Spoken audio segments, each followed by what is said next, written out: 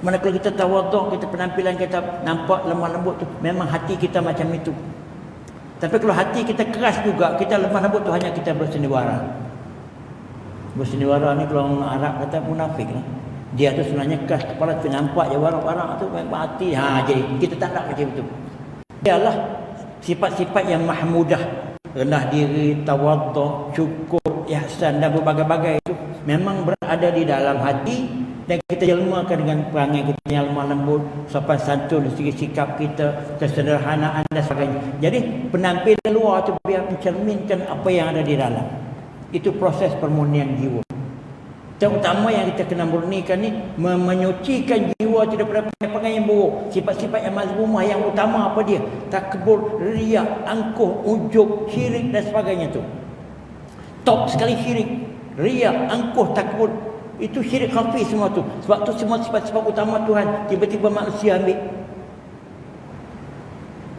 Dia gantikan dengan sifat-sifat mahmudah terpuji, rendah diri, tawaduk, jujur, ikhlas dan lain-lain. Kalau boleh buat yang ini, betul-betul kita ni berada di atas asas ketakwaan kepada Allah. Sebab takwa tak akan terjelma apabila kita dapat menyucikan jiwa kita dan kita dapat tampilkan dalam tingkah laku lahiriah. Sebab tuan-tuan tengok definisi takwa apa dia? Patuh segala kita minta Allah dengan lakukan segala yang disuruhnya dan hindarkan segala larangannya. Tapi benar biar sampai ke hati. Tuhan sebut dalam firman-Nya yang selalu kita baca. Wa nafsin wa ma sawwaha, demi jiwa dan bagaimana keindahan Allah menciptakan jiwa itu. Jiwa sini termasuk tubuh badan hati kita. Fa alhamaha fujuraha wa taqwaha. Tuhan memberi ilham kepada jiwa yang elok ini apa yang tak baik, apa yang baik, apa yang zalim, apa yang takwa. Untuk jiwa yang elok tadi memilih. Qad aflaha man zakkaha. Maka berjayalah orang yang berjaya menyucikan jiwanya itu dengan memasukkan sifat-sifat mahmudah dan menyingkirkan sifat-sifat apa dia? Mazmumah yang telah. Wa qad khaba man dassaha. Maka akan frah dan kecewa, gagallah orang-orang yang masih mengotorkan jiwanya dengan sifat-sifat yang berlawanan tadi. Ini ayatnya. Maka dengan sebab itu tuan-tuan sekalian, kehebatan seseorang kalau kita tengok bukan kehebatan penampilan lahiriah, tapi kehebatan daripada dalam, tapi jelmaannya dalam bentuk lahiriah. Kata dia memang tawaduk hatinya, tapi dia jelmakan dengan tingkah lakunya yang baik. Kalau tidak dia panggil dia berlakon. Dia sengaja buat saja dia berlakon, buat lemah lembut, tapi sebenarnya tidak, dia tak bertahan lama. Saya pun punya kelemahan banyaklah sifat-sifat yang macam ini. Minta Tuhan ampun kalau saya. Sebab payah nak hindarkan benda gini ini peratusnya tu kerana suka. Tapi kita kena insaf. Nilai kita sebenarnya yang itu. Sebab ini akan menaikkan martabat keinsanan kita.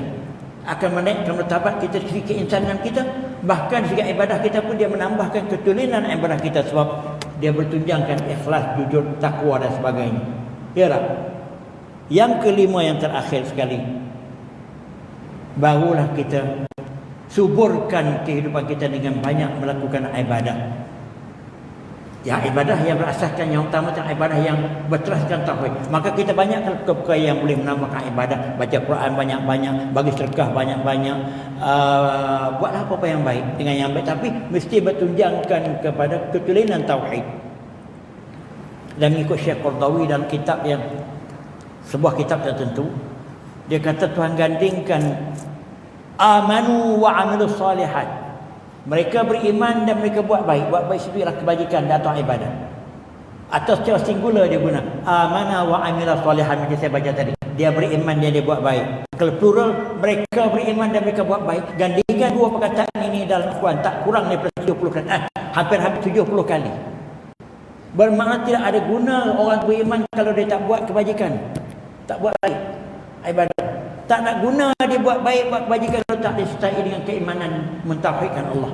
Bagaimana dua saling memerlukan untuk menjadikan benda itu terbaik dalam hubungan kita dengan Allah dan manusia.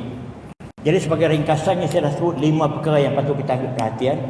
Yang pertama, kita mesti kuatkan tauhid kita semantap yang boleh. Dalam amal ibadat kita mesti berteraskan tauhid. Yang kedua, kita kena banyak beristighfar kepada Allah yang saya sebut tadi. Yang ketiga, kita banyak menyedari muhasabah perbuatan yang kita buat, ya. Dan muhasabah ini akan membuat pada kita sedar dan kita taubat. Dan yang keempat sekali ialah kita memurnikan kita dari sebagai segi kerohanian jiwa kita dengan menghapuskan sebab-sebab yang mazmumah dan kita gantikan dengan sebab-sebab mahmudah. Dan yang kelima, barulah kita banyakkan segala amal-amal kebajikan kita buat. Mengapa saya letak amal kebajikan itu ke yang kelima? Sebab tidak ada faedah kebajikan itu kita buat kalau step pertama, step kedua tadi tak begitu elok. Kata dia buat kebajikan banyak, dia bagi derma banyak, tapi tauhid dia entah ke mana, ketulinan yang entah ke mana, keikhlasan yang entah ke mana. Ya tak? Itu yang saya maksudkan. Bukan saya nak katakan semayang tu nombor 5, bagi sedekah tu nombor 5. Bukan itu maksudnya. Tapi prioritinya kena bagi apa perkara yang boleh mengindahkan amal ibadah kita. Iaitu bergantung pada tauhid kita, bergantung pada sedikit banyak setiap kita bertaubat yang lain. Barulah hasil amalan yang kita buat tadi metulen dan indah. Jadi itulah saja isi yang saya nak cakap pada malam ini. Segala salah silap itu saya, kelemahan saya, dan yang benar itu ialah daripada Allah. Saya bercakap berbanyak tersasul sebab gigi saya tinggal tak sampai 7 atau 8 batang seluruh gigi ini. Dah sedang proses dah gigi nak ganti gigi baru. Itu pun tak tahulah. Jadi dah habis dah gigi, jadi nak sebut sin sa tu cukup susah. Tapi tak apalah. Terimalah seadanya. Dan ini pun memperingatkan saya yang saya telah berada di penghujung kehidupan, sebab Tuhan banyak ayat yang Tuhan sebut. Antara tanda kata tua, rambut beruban. Antara tanda tua juga berjalan bongkok. Kalau kita tambah, antara banyak tanda tua juga ialah gigi dah cabut banyak. Koma tu dah banyak kali dah, cuma tak full stop lagi. Itu yang saya insaf gitu. Semoga apa yang sampaikan ini ada kebaikannya. Terima kasih banyak kepada mereka-mereka yang sudi mendengar. Dan kalau ada kesalahan apa-apa, maafkan saya sebagai manusia biasa, terutama adalah macam ini. Dan segala kebaikan itu semua daripada Allah. Wabillahi taufiq hidayah. Assalamualaikum warahmatullahi taala wabarakatuh.